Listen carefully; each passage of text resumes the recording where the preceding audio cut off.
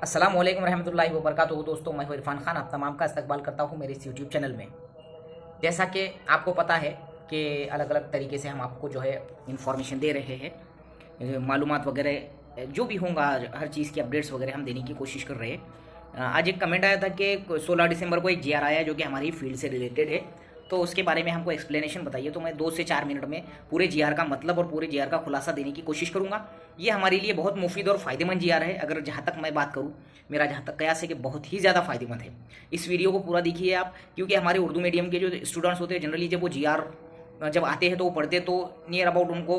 मेरी नज़र में तो जहाँ तक है कि कंफ्यूज हो जाते हैं, समझते ही नहीं है जब जीआर आते हैं तो उसका मतलब। तो अपना उर्दू मीडियम के लिए अपन जनरली कॉपरेट करते हैं और स्पेशली उर्दू मीडियम के लिए अपन चैनल चलाते हैं, तो उस हिसाब से आज के जीआर का मतलब मैं आपको क्लियर कट जो है 3 से 4 मिनट में समझाने की कोशिश करता हूँ। चलिए तो शुरू करते हैं उस जीआर को, हम देखते हैं पूरा और क्या उसका मतलब होता है वो देखते हैं। तो दोस्तों, मैं यहाँ पर पूरा जो है जीआर पढ़ के बताने की आपको जरूरत नहीं, मैं शॉर्टकट में पूरा बताने की कोशिश कर दूंगा। नियमित पदावरील शिक्षकाची नामनिर्देशनाद्वारे स्पर्धात्मक निवड प्रक्रियेद्वारे समान उच्च वेतन श्रेणीत नियुक्ती झाल्यास पूर्वीच्या वेतनात संरक्षण देण्याबाबत। सीधी सीधी बात है, ये संरक्षण देने के बारे में जो है जीआर है। हमारी जो नियुक्ति होंगी, जब भी अगर हमारी नियुक्ति होती है तो वो किस बारे में संरक्षण। अब ये बहुत अच्छी चीज़ है, फायदेमंद चीज़ है। जहाँ मैंने हाईलाइट किया है उस पर नजर डालते हैं हम कि अगर हम मिसाल के तौर पे आप कहीं शिक्षक है, 100% अनुदानित पर आप शिक्षक है प्राइवेट में फिलहाल में, या कहीं जिला परिषद पे है, कहीं नगर पालिका पे है, कहीं पर महानगर पालिका में है आप। मैं इन शॉर्ट में सब कुछ एक ही साथ बता देने की कोशिश करूंगा। तो आप अगर टीचिंग पोस्ट पे है तो ये बहुत सालों से जो है बात चल रही है, ऐसा भी इसमें हवाला दिया गया है कि बहुत सालों से ये मुद्दा उठाया गया है कि जब भी कोई एक टीचर है, मिसाल के तौर पर वो 100% अनुदानित पे काम कर रहा है, उसको 5-7 साल 8 साल हो गए हैं, अगर मिसाल के तौर पर अगर वो स्पर्धा परीक्षा देता है, जैसा कि पवित्र पोर्टल में जो एग्जाम होता है उसके जरिए आज के दौर के हिसाब से अगर बात करें, तो अगर इसमें उसकी निवड़, इसके अंदर वो एक प्राइवेट पे टीचर भी है, वो टीईटी सीटीटी भी है, और जो है इसके वो ऐसे एग्जाम देना चाहता, उसने अगर दिया और उसकी नियुक्ति जिला परिषद पे, नगर पालिका पे या महानगर पालिका पर हो गई मिसाल के तौर पे, तो ये जो वो जो 5 साल उन्हें या 7 साल जहां पर उसने काम किया है, 5 से 7 साल 10 साल जो भी काम किया होगा, चाहे वो खासगी अनुदानित हो, चाहे वो जेडपी हो, नगर पालिका हो, महानगर पालिका, तो इस जीआर के हिसाब से उनके विचाराधीन है, बोल रहे वो कि ये बात उनके जो है नजरों में आई हुई है, बहुत सालों से मांगनी चल रही है लोक प्रतिनिधि के जरिए। यहाँ पर इसमें उन्होंने हवाला भी दिया है उनका। तो अगर उसकी निवड़ फिर से स्पर्धा परीक्षा के द्वारा होती है, के जरिए होती है, पवित्र प्रणाली के जरिए अगर होती है, यहाँ पर हवाला भी दिया हुआ है, तो अगर हो जाती है तो पिछली जो उसकी सेवा थी, जो उसकी 5-7 साल जो उन्हें टीचिंग किया था,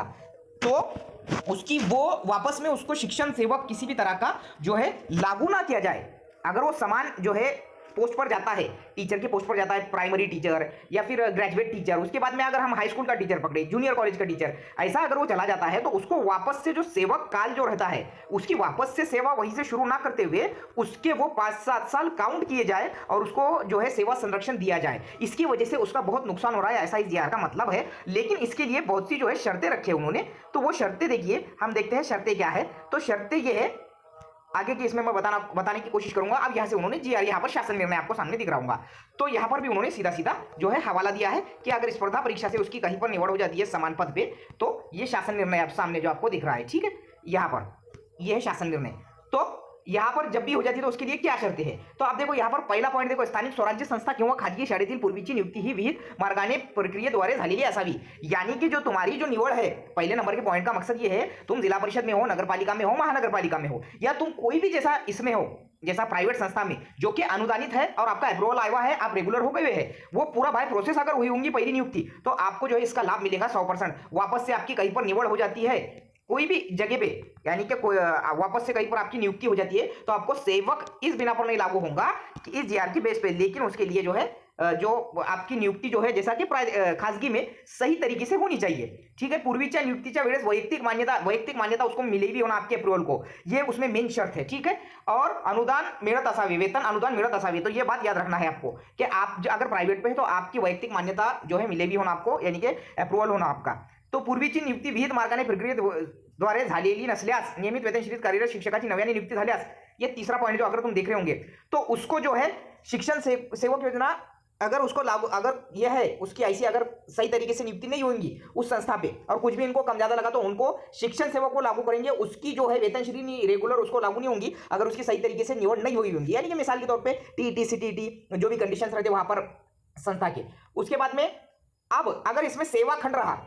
यानी कि सेवा खंड यानी आपकी क्या बोलते हैं उसको, सर्विस ब्रेक हुई भी अगर रही आपकी, सर्विस ब्रेक कहते हैं मिसाल के तौर पे आप सर्विस छोड़ के जैसा कि बीच में दौरान में आप 2-4 महीने के बगैर बोले कहाँ पर चले गए, XYZ कोई मसला हो गया वगैरह वगैरह, तो ये सर्विस ब्रेक कोई भी नहीं होना, नहीं तो आपको रेगुलर का ऑर्डर नहीं दिया जाएगा, वापस से आपकी नियुक्ति होती है तो भी। ठीक है, अब इसको अगर आपका जैसा कि इसका मतलब ये है, इसका फायदा ये है कि हम लोग जब भी अब जैसा कि कोई स्पर्धा परीक्षा देता है और वो समान वेतन के समान जो है पद पे अगर लग जाता है तो उसको नियमित करने के लिए ये GR बहुत फायदेमंद साबित होगा, इसमें कोई शक नहीं है। लेकिन मैं आखिर में एक ही बात बोलूंगा कि ये जो चीज है इसमें ये शासन निर्णय तो आया है, लेकिन इसमें वो जो तुम ऐसा सोच रहे होंगे कि बस ये GR आ गया, हम इधर से दिए उधर लग गए और आपको बस ले लिए और वो चीज को, ये चीज ये जो बाय प्रोसेस होती है जो भी होंगी, मिसाल के तौर पे आप वहां पर जो 100% अनुदानित पे आप शिक्षण सेवक खत्म करके गए और आपकी ZP पे निवड़ हो गई पवित्री के जरिए, तो वो बाय प्रोसेस से ही लेंगे, थोड़ा बहुत लेंदी हो जाएगा, लेकिन वो ऐसे GR की वजह से, इस हवाले की वजह से बहुत फायदेमंद रहेंगे हम लोग, हमको बहुत फायदा होगा इसका, और हम शिक्षण सेवक के बजाय रेगुलर पद पे जो है हमको नियुक्ति मिलेंगी। तो ये इसका मकसद था, और इसमें बहुत सी चीजें जो बताया मैंने, जैसा कि आपको रूल्स एंड रेगुलेशन, वो उसमें जो है लागू रहेंगे। अदरवाइज यही था वीडियो का मतलब, GR का मतलब। और ये वीडियो कैसा लगा आपको मुझे जरूर कमेंट बॉक्स में बताइएगा, अगर अच्छा लगा तो जरूर लाइक कमेंट और शेयर करें। अस्सलाम वालेकुम।